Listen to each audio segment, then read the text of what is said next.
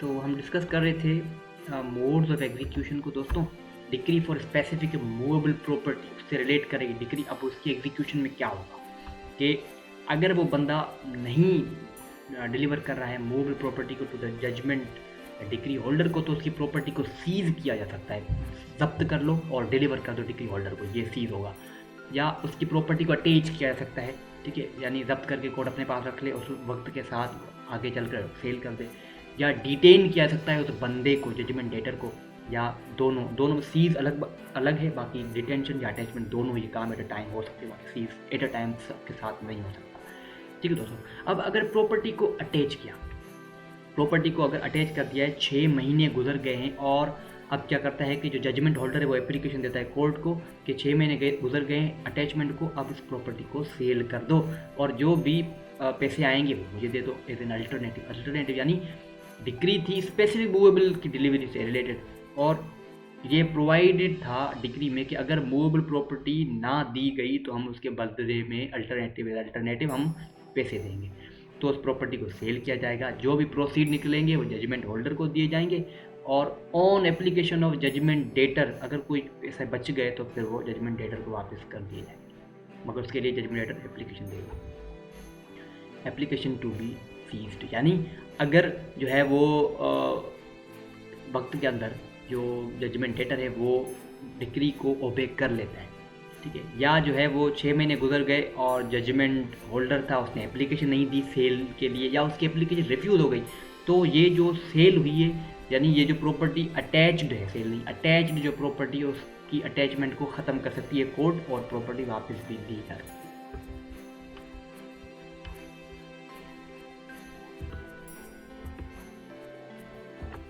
दोस्तों एक और मोड है स्पेसिफिक परफॉर्मेंस से रिलेटेड हो, रीइंस्टीट्यूशन ऑफ कंजुगल राइट से रिलेटेड हो, या इंजंक्शन से रिलेटेड हो डिक्री, और उसको अगर ओबे ना किया गया हो तो फिर क्या होगा। दोस्तों रीइंस्टीट्यूशन ऑफ कंजुगल राइट्स मतलब जो है वो वाइफ कह रही है कि हस्बैंड जो है मुझे अपना मेंटेनेंस नहीं दे रहा है, कंजुगल राइट्स को नहीं जो है वो ओबे कर रहा है,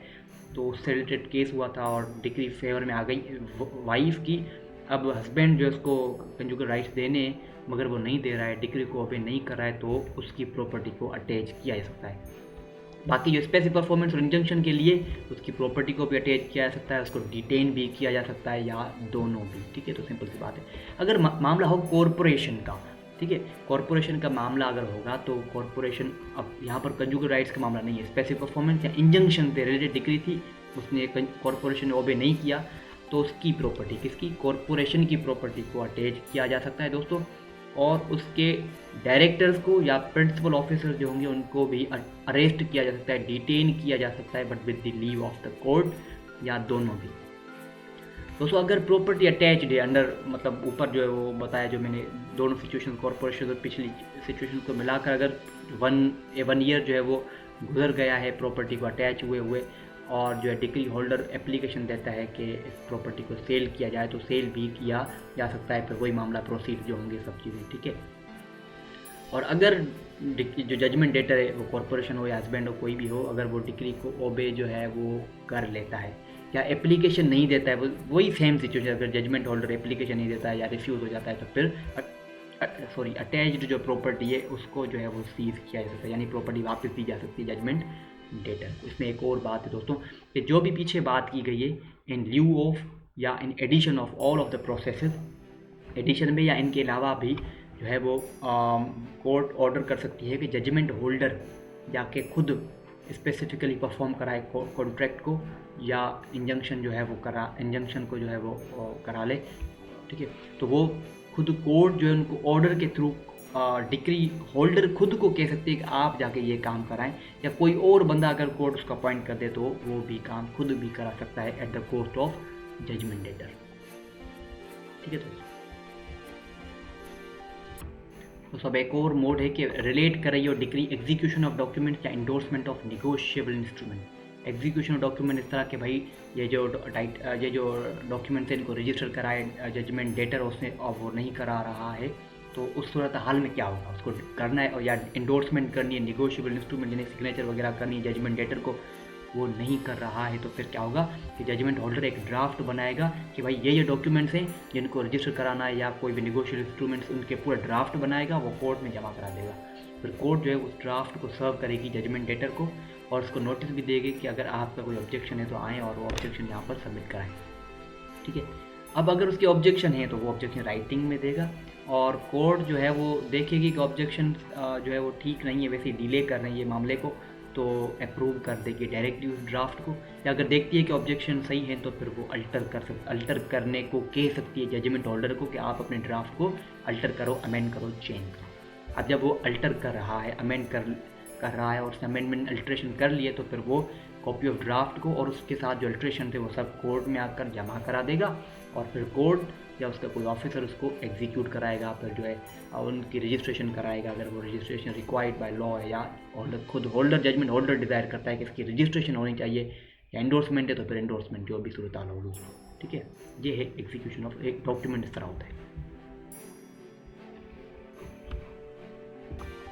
दोस्तों अब जो है वो रिलेट कर रही है डिक्री एग्जीक्यूशन जो रिलेट करे इमूवेबल प्रॉपर्टी से। ठीक है, और वहाँ पर जो है वो इमूवेबल प्रॉपर्टी नहीं दे रहा है कौन, जजमेंट डेटर, तो उससे पोजेशन को जो है वो लिया जा सकता है। यानी वो पोजेशन अगर डिलीवर नहीं कर रहा है तो उसकी पोजेशन उससे पोजेशन लेकर इमूवेबल प्रॉपर्टी की जजमेंट डेटर या जजमेंट डेटर जो है उसको दी जाएगी। और अगर कोई बंदा नहीं निकल रहा है उस जगह से तो उसको भी लात मारकर रिमूव किया जा सकता है। ठीक है, सिंपल सी बात है, वैसे ही होगा और क्या होगा। ठीक है, मगर अगर जॉइंट पोजेशन डिक्री हो, इस तरह है डिक्री कह रही है कि भाई ये जो प्रॉपर्टी है इसकी जॉइंट पोजेशन होगी 2 3 4 बंदों की, वो सब जजमेंट होल्डर हैं, तो अब क्या होगा। तो उस सूरत हाल में दोस्तों जो है एक वारंट इशू करेगी कोर्ट, जो है वो उस कोर्ट जो वारंट की जो कॉपी है वो एफिक्स की जाएगी, वहाँ पर कोई कंस्पिक्यूअस प्लेस होगी वहाँ पर अटैच की जाएगी, एफिक्स की जाएगी। ठीक है, और उसके अलावा बीट ऑफ ड्रम वाला जो तरीक़ेकार है या कस्टमरी मोड जो भी होगा उसके थ्रू ये बताया जाएगा वहाँ के लोकेलिटी के लोगों को कि मटीरियल ऑफ डिक्री क्या है, यानी डिक्री में क्या लिखा है। डिक्री में क्या लिखा है कि इमूवेबल प्रॉपर्टी की पोजेशन मिलनी है जॉइंट डिक्री होल्डर्स को, तो वो सिंपल सिचुएशन जो है वो हो जाएगी। अगर कोई बंदा या कोई औरत है, पर्दादार औरत, वो अफोर्ड नहीं कर रही है free access to judgment holder, तो फिर क्या होगा कि कोर्ट भाई ऑर्डर कर सकती है, इनको पहले जो है वार्निंग देगी कि जल्दी से निकल जाओ, और वार्निंग के बाद जो है कोर्ट कहेगी प्रॉपर ऑफिसर को कि अब जो है वो दीवार फलांग लो या कोई लॉक वगैरह है तो उसको तोड़कर इंटर हो जाओ अंदर। तो ये भी सूरत हाल हो सकती है। रिमूवेबल प्रॉपर्टी की जो है वो एग्जीक्यूशन कुछ इस तरह होगी। अब है कि immovable property in occupancy of tenant,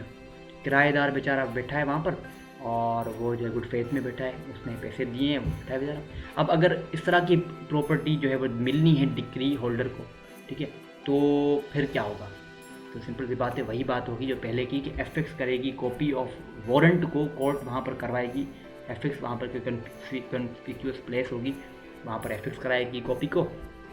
और उसके साथ जो है वो कस्टमरी बोर्ड्स जो भी बीट ऑफ ड्रम्स इनके अलावा कोई भी चीज़ और है उसके थ्रू ये बताया जाएगा कि मटेरियल ऑफ डिक्री क्या है, यानी डिक्री में क्या चीज़ है। डिक्री में क्या है कि भाई जजमेंट होल्डर को, डिक्री होल्डर को ये प्रॉपर्टी, मूवेबल प्रॉपर्टी जो वो सिंपल ट्रांसफर कर दो। ठीक है, अब ये दोस्तों stay of execution, stay of execution से ये रिलेट करने जा रहे हैं। स्टे यहाँ पर जो स्टे ऑफ एग्जीक्यूशन है वो है by another court. Another court यानी एक कोर्ट है, उसने डिक्री को पास किया, उसने डिक्री सेंड कर दी दूसरी कोर्ट को कि आप जो है वो इसको एग्जीक्यूट कराओ। तो अगर वो समझती है सफिशिएंट कॉज पर कि भाई इसमें सफिशिएंट कॉज है, अब जो है एग्जीक्यूशन को stay for time being stay कराया जाए ताकि इस बंदे को इनेबल किया जाए कि वो जो है वो एप्लीकेशन दे सके कहाँ पर, जिस कोर्ट ने डिक्री को पास किया या कोई एपीलेट जुरिडिक्शन में कोई कोर्ट है तो उसको एप्लीकेशन दे और स्टे ऑफ एग्जीक्यूशन कराने के लिए वो चाहता है तो फिर इसको इनेबल किया जाएगा, यानी वो कोर्ट जो है फॉर टाइम बिंग एग्जीक्यूशन को स्टे कर देगी। सिर्फ वो मौका दे रही है दूसरे बंदे को कि आप वहाँ पर जाएँ और एग्जीक्यूशन को जो है वो स्टॉप कराएँ। ठीक है, और कोर्ट के पास ये पावर भी है दोस्तों, अगर उसने कोई प्रॉपर्टी को जब्त किया हुआ है, सीज किया हुआ है या किसी बंदे को डिटेन किया हुआ है तो वो भी रीस्टिट्यूट कर सकती है ऑन दैट एप्लीकेशन, और एप्लीकेशन कौन सी, स्टे के लिए, तो वहाँ पर वो भी सिचुएशन हो सकती है।